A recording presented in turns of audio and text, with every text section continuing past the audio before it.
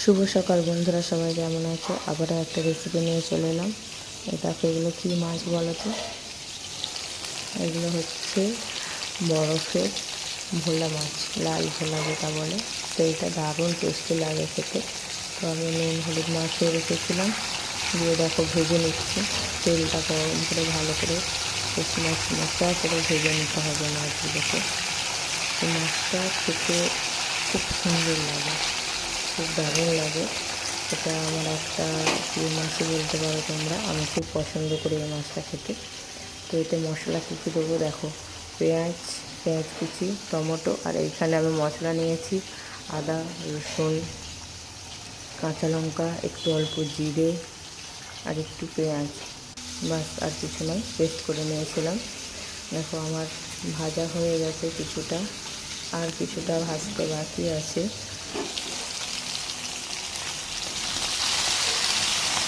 খুব সুন্দর লাগে এগুলো খেতে। এই মাছগুলো বেশি কাঁটাও হয় না, এই মাছগুলোকে দারুণ লাগে খেতে। আমার তো খুবই ভালো লাগে। তো দেখো আমার হয়ে গেছে মাছ ভাজা। এবার আমি ওই তেলের মধ্যেই করে নেব মাছের ঝালটা। তেলটা তো গরমই আছে, তো পেঁয়াজ দিয়ে দিলাম।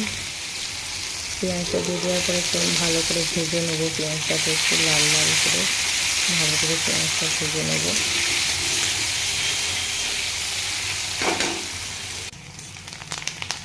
পেঁয়াজটা আমার প্রায় ভাজা হয়ে এসেছে।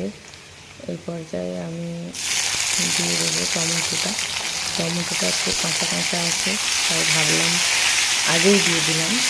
আগে দিয়ে দিলে একটু নুন দিয়ে দিলে টমেটোটা ভালোভাবে ভাজা হয়ে যাবে।